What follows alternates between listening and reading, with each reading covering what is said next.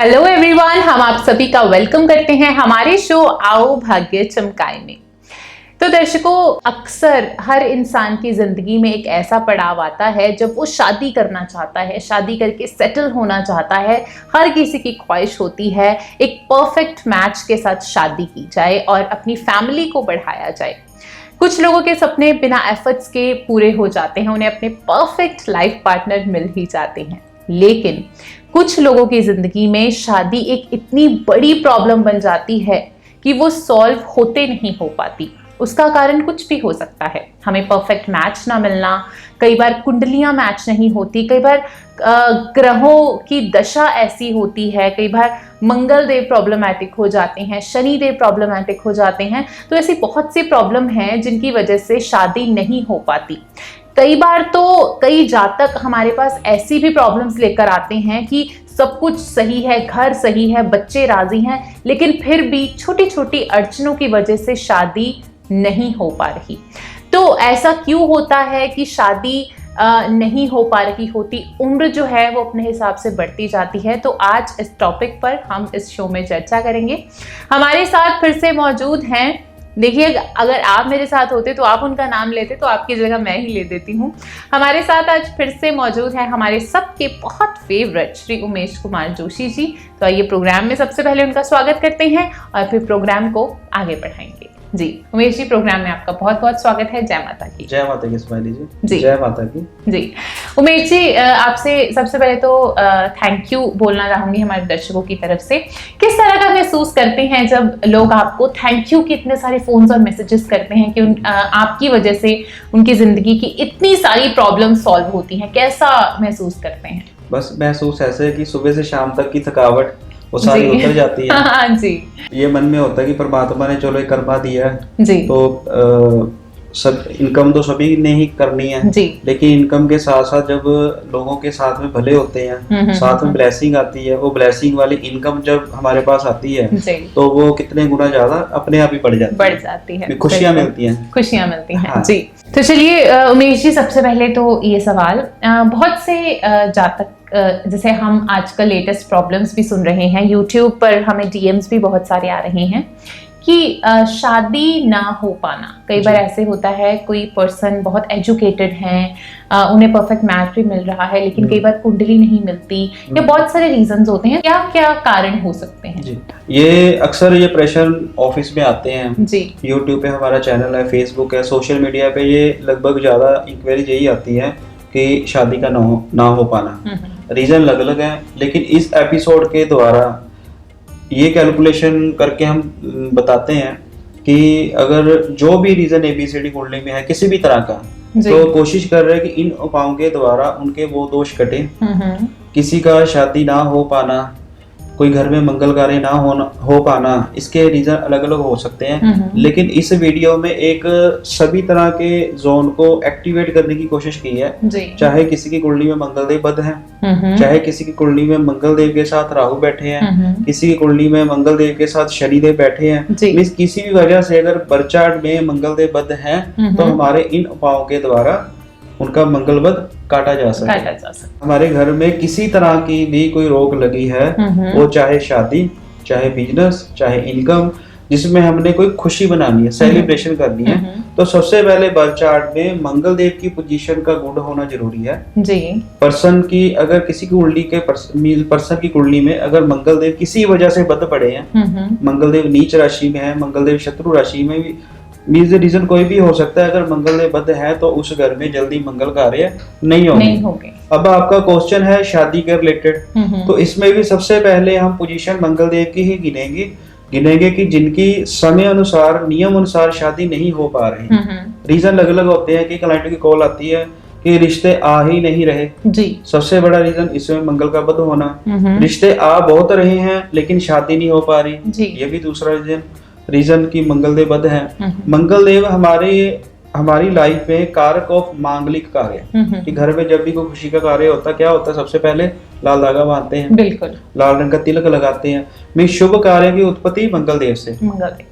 राहु देव जी का मंगल देव के साथ बैठना, शनि देव जी का मंगल के साथ बैठकर बद करना, वो सेकंड पार्ट। फर्स्ट पार्ट है कि सबसे पहले मंगल देव जी को प्रसन्न किया जा सके। जी बिल्कुल। लड़कियों को मंगल देव जी को प्रसन्न करने के लिए माँ दुर्गा जी की आराधना, जैसे अब नवरात्रे आ रहे हैं तो जितनी माँ दुर्गा जी की उपासना करेंगे, माँ दुर्गा जी की स्तुति, माँ दुर्गा जी का पाठ, माँ दुर्गा जी को गुलाब के फूल चढ़ाना, सबसे उत्तम उपाय है कि शगुन के कार्य किससे रिलेटेड होते हैं, छुहारों से रिलेटेड। माँ दुर्गा जी को छुहारे भेंट करें, मन में अपने प्रे करके कि मेरे इस कार्य में मेरे सहयोग बधे हैं, मेरी शादी नहीं हो पा रही, तो महामाई माँ दुर्गा जी मेरे सहयोग खुले भी। हर मंगलवार को लड़कियां, खास तौर पे लड़कियां छुहारों की क्वांटिटी निजी श्रद्धा अनुसार रख सकते हैं, माँ दुर्गा जी को चढ़ाना शुरू करें। वीकली हर मंगलवार चढ़ा सकते हैं या महीने के जेठे मंगलवार तो चढ़ाना ही चढ़ाना है। और जो लड़के हैं, जो मेल हैं, वो हनुमान जी की उपासना करें। हनुमान जी को जो उनके मिष्ठान भोग हैं, जैसे गरम जलेबी हो गया, लाल फल हो गया या लाल चोला हो गया, तो वो हनुमान जी को चढ़ाना शुरू करें। सबसे पहले चाहे मेल है या फीमेल है, उनको मंगल देव को खुश करना पड़ेगा। सेकंड चैप्टर आ गया कि हमारे इस उपाय से मंगल देव तो प्रसन्न हो गए, मीन्स रिश्ते आने शुरू हो गए, कोई ना कोई ऐसा लग रहा है कि बस अब रिश्ता हो ही जाएगा।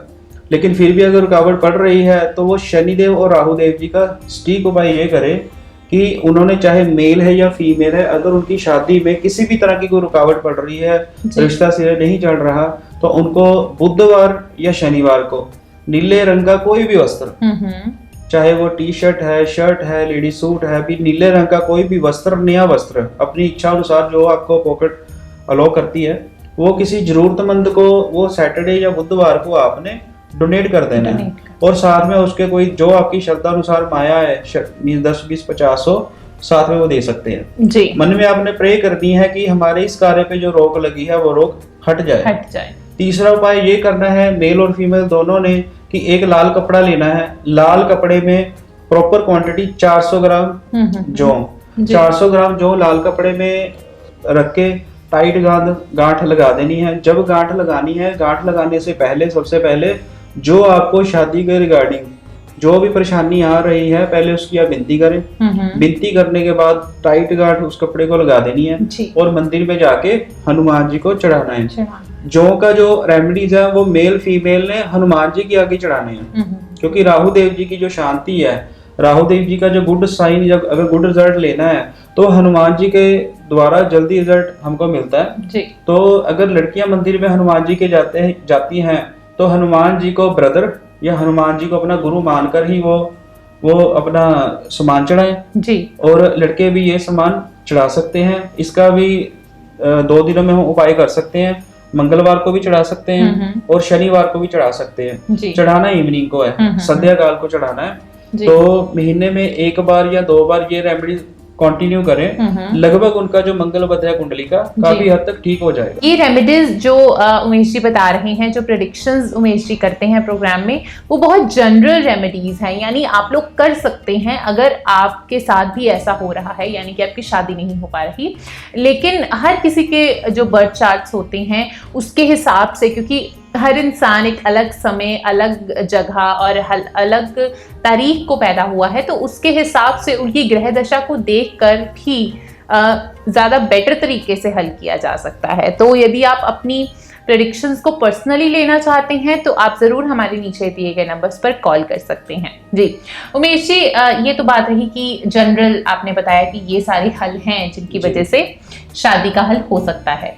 लेकिन यहाँ पर ये सवाल उठता है कि जो लोग हल करते भी हैं, कईयों की जैसे एंगेजमेंट होकर टूट गई, या फिर उन्होंने शादी के लिए ट्राई किया कि मंगल दोष है, मांगलिक का नॉन मांगलिक के साथ कई बार लव मैरिजेस का भी होता है, तो उन केसेस में किस तरह को हल किया जा सकता है कि मैरिड लाइफ अच्छी रहे आगे जाकर? बिल्कुल, इसमें समझ लीजिए यही है। अब शादी का ही आज हमारा टॉपिक चल रहा है, तो शादी के टॉपिक में चाहे वो बिफोर या आफ्टर मैरिज के रिलेटेड हम जो भी प्रेडिक्शन को रूल करेंगे वो होगी मेल और फीमेल के 7th हाउस से जी। जो कुंडली का 7वां घर है वो हमारी मैरिज को रिप्रेजेंट करता है। कई जातकों की कुंडली का जो 7वां घर होता है वो पीड़ित होता है। 7वें घर में शनि देव जी का बैठे होना, सातवें घर में राहु देव जी का बैठे होना, जी। जब सातवें घर को राहु देव या शनि देव जी की दृष्टि पड़ना, केतु देव की दृष्टि पड़ना, अगर किसी एंगल से जातक या सातवां घर पीड़ित हो गया तो उसको बिफोर या आफ्टर प्रॉब्लम आनी ही आनी है।